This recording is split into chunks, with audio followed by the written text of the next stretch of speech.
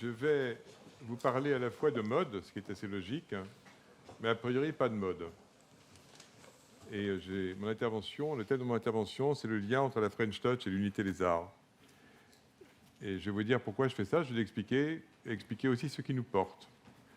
Ce qui nous porte à la Fédération de haute couture et de la mode, parmi bien d'autres acteurs, ce qui nous porte pour la Fashion Week, pour le devenir de la Fashion Week, pour les innovations de la Fashion Week, de la Paris Fashion Week, de la semaine de l'haute couture.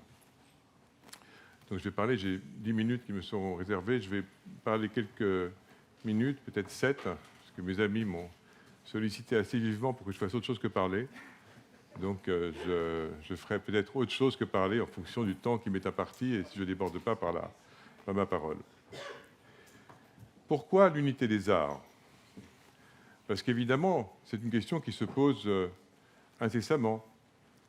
Et par rapport à la mode, notamment, parce que la mode est fréquemment, a été, disons de temps en temps, suspectée du pire, d'inutilité, de frivolité et autres, par rapport à une logique fonctionnaliste et enfermante et épuisante parfois et dommageable. En fait, la mode n'est pas en tant que tel un art, elle est un art quand elle est faite par un artiste. Mais les artistes, les créateurs, ils sont assez nombreux même, dans la mode. Et ça renvoie à la distinction entre la place de la mode dans les arts appliqués et le lien avec les arts supposés majeurs, les arts mineurs. Et tout ça, c'est au fond relativement abstrait. Et je vais revenir en 3 minutes 12, non, même 2 minutes 54, voilà, 57, à des aspects historiques, parce que je suis un adepte profond de l'histoire, notamment de la phrase de Marc Bloch selon laquelle l'histoire est la science du passé qui permet de comprendre le présent pour éclairer et préparer l'avenir. L'unité des arts, ce n'est pas une idée si évidente que ça. Dans la tradition grecque, comme vous savez, on distingue les arts libéraux et les arts mécaniques. Les arts libéraux avec la musique, la poésie, la grammaire. Et les arts mécaniques, et c'est seulement très tard, c'est seulement au XVIe siècle que la peinture, l'architecture et la sculpture acquièrent leur lettre de noblesse. Ça ne faisait pas partie des arts libéraux, ça ne faisait pas partie des arts nobles. Et c'est Vasari. C'est sous la plume de Vasari que les choses changent au XVIe. Et donc vous voyez bien que se dessine au XVIe l'idée qu'on a les arts majeurs, avec ceux que je viens de mentionner, et puis les arts mineurs, les arts décoratifs et les arts appliqués. Puis ça devient au XVIIIe la distinction entre les beaux-arts et les arts décoratifs et appliqués. Et déjà, à ce moment-là, il y a pas mal de discussions. Dans l'encyclopédie, il y a des discussions, et en particulier des échanges, des débats, des contradictions. Et Diderot considère que cette distinction est artificielle. Il explique que les arts appliqués requièrent autant l'intellect que les beaux-arts, et il cite l'exemple de l'horlogerie. Et puis les choses évoluent, et on arrive, et ça c'est un point important par rapport à aujourd'hui, parce que nous vivons une révolution industrielle, arrive la seconde révolution industrielle, et le grand mouvement de l'Arts and Crafts. Et dans l'Arts and Crafts, la distinction entre art majeur et art mineur, entre beaux-arts et art appliqué ou art décoratif, elle disparaît. Et le grand inspirateur, John Ruskin, disait que ce qui importe, c'est que le cœur, la tête et la main travaillent ensemble, marchent ensemble. Et on a donc la révolution industrielle, et arrive l'art nouveau, et puis les sécessions viennoises, notamment berlinoises, munichoise et la sécession viennoise si importante à partir de 1897. Et on voit que là, c'est une grande période d'innovation entrepreneuriale avec une French Touch, une pré-French Touch, dont le point d'orgue a été l'exposition universelle de 1900, et beaucoup de liens entre les arts, beaucoup de liens entre la peinture et les arts appliqués.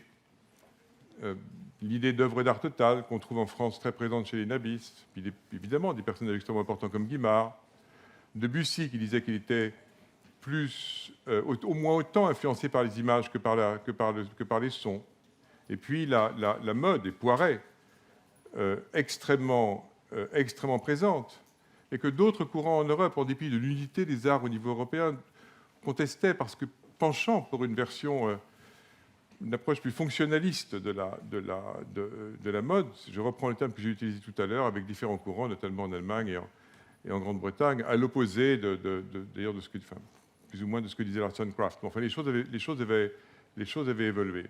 Donc ça, c'est un premier point. Et de comprendre que cette unité des arts, la question se posait, ce problème avait été en quelque sorte résolu, mais il faut sans arrêt remettre sur le métier. Ce n'est pas la question de l'utilité ou de l'inutilité. Je crois que la phrase qui symbolise pour moi le mieux l'état d'esprit que je veux communiquer, mais que je pense que nous partageons, c'est la phrase du grand architecte autrichien Otto Wagner qui figure la nécessité comme seul maître de l'art, la nécessité seul maître de l'art ou seule maîtresse de l'art. Et la nécessité, on la trouve partout, dans toutes circonstances. Ça peut être une nécessité technique, ça peut être une nécessité financière, mais il n'y a pas d'art pur. C'est la nécessité et la contrainte qui dictent, qui renforce, qui stimule la créativité en toutes circonstances. Alors après, il y a des questions de la modernité, donc je ne vais pas citer 1000 auteurs, mais évidemment, la modernité, quand on veut parler du lien entre la mode et la modernité, c'est difficile de ne pas se référer à Baudelaire et à l'idée du transitoire, du contingent et de l'éphémère, d'une des deux parties de l'art, l'autre étant bien sûr l'éternel et l'immuable. Et vous savez, Baudelaire, dans son approche plus littéraire que conceptuelle, mixait la mode et la modernité. Et on est aujourd'hui dans cette situation où la mode et la modernité, la mode est un des attributs des industries créatives, des industries culturelles et créatives, et après joue un rôle très important dans la French Touch, aux côtés de ce qu'il est communément appelé aujourd'hui les industries culturelles et créatives. Maintenant, c'est tout à fait donc répandu, et qui vont du cinéma, bien entendu, donc aux jeux vidéo, et à toutes les disciplines, à tout l'ensemble qu'on connaît, et qui représente une part très importante du PIB, d'ailleurs, et de l'emploi, puisque l'étude notamment de la BPI avait évolué le poids des industries créatives à environ 5%, 5% du PIB, encore en restant presque modeste dans l'évaluation. Alors, nous, pour ce qui nous concerne, évidemment, c'est une chose c'est un point de vue, c'est un fondement qui nous mobilise. Et puis, le point commun qu'il y a, j'ai parlé de l'Art Nouveau, j'ai parlé de la fin du 19e, le point commun, c'est qu'on vit cette révolution industrielle incroyable, difficile, si stimulante, qu'on appelle la troisième ou la quatrième, avec le digital et tout ce qui résulte, tout ce qui tourne autour du digital. Et puis, bien sûr, l'impératif écologique, c'est un lieu commun de le dire. Mais nous voyons que ça ouvre une foultitude de possibilités, que ça fait réfléchir sur la question de la réalité, qui, comme chacun sait, déjà par principe n'existe pas, mais enfin là, on en a encore plus conscience. Et ça, c'est déjà une chose. Et l'autre chose, c'est que ça se prête à toute des nouvelles formes de créativité, une nouvelle forme d'unité des arts, des nouvelles formes d'œuvres d'art totales, dont les grandes scénographies de mode sont une très belle illustration. Et c'est quelque chose d'extrêmement fort. Et on l'a vu dans la Fashion Week, parce que quand on a mis en place l'appareil Fashion Week Online, on aurait pu ne rien faire, on aurait pu attendre un retour au physique. Et on ne l'a pas fait. On a créé une plateforme, on a mis en place des partenariats. On a créé une plateforme qui a 1 million de visiteurs uniques sur 2021. Ce n'est pas gigantesque non plus, mais c'est une plateforme ouverte à tous. Et j'espère bien que vous la connaissez, sinon il faut les voir, Paris Fashion Week. Vous googlez Paris Fashion Week. Et par les réseaux d'amplification qu'on a mis en place avec YouTube et Tencent, on a 1 milliard de vues créées par ce que nous avons mis en place, indépendamment de ce que font les marques, à travers leur propre site et les réseaux sociaux. Donc évidemment, tout ceci se greffe à la question donc écologique, à l'impératif écologique. Donc nous, on a, comme tous, travaillé beaucoup sur tout ça avec l'éco-conception, mais c'est aussi, là aussi, on le voit chez les créateurs de mode, un très grand facteur de créativité. Alors aujourd'hui, il est de bon ton à l'échelle européenne de parler de nouveau Bauhaus. Vous savez que le projet de nouveau Bauhaus européen, c'est le projet phare de la Commission européenne. Il est très cher à Ursula von der Leyen. Alors on pourrait discuter. Moi, j'ai quelques doutes sur la question de savoir si le Bauhaus est un concept vraiment pertinent pour le XXIe siècle. Je n'ai pas le temps de détailler ça, je le ferai l'année prochaine. Voilà.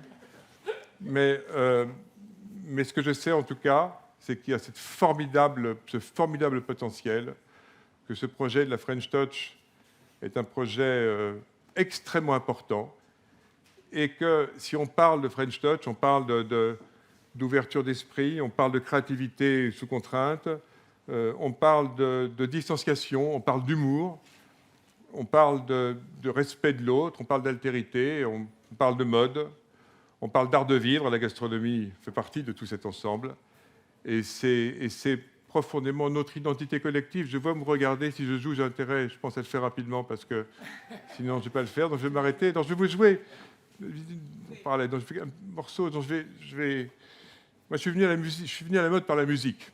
Donc ça m'est... là, c'est très familier. Juste une anecdote, quand j'ai mon entretien avec Pierre Berger de recrutement il y a très très très longtemps, loin dans le XXe siècle, j'ai eu grand plaisir à travailler avec lui pendant 20 ans. Je lui dis, vous connaissez, j'étais motivé, j'expliquais, je suis économiste, donc j'expliquais tout ça. Il me dit, mais vous connaissez vous connaissez la mode? Je dis, non, je connais rien, mais je suis intéressé par tout ce qui est musical. Et... Alors vous savez, comme il parlait, Pierre, il me dit notamment la musique. Alors il me dit, c'était hier, je me rappelle de ça, je n'avais pas prévu de parler de ça. Et j'ai un peu de temps, j'en profite, il ne me regarde pas. Donc il me dit, vous aimez l'opéra?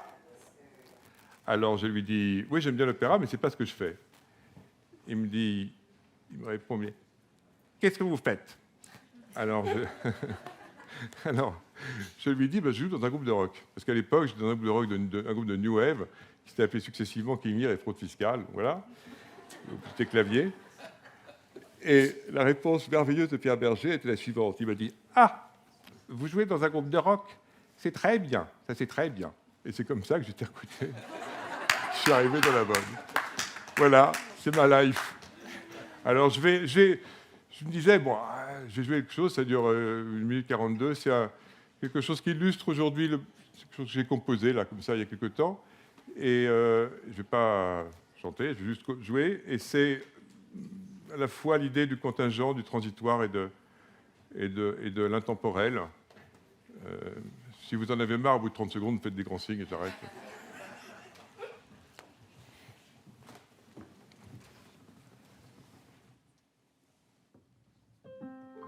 Je devrais commenter aussi ce merveilleux piano qui est une formidable innovation. Et c'est formidable de pouvoir mêler la création, de pouvoir jouer et sur cette très très bel objet qui est à la fois un objet de créativité technologique et esthétique aussi.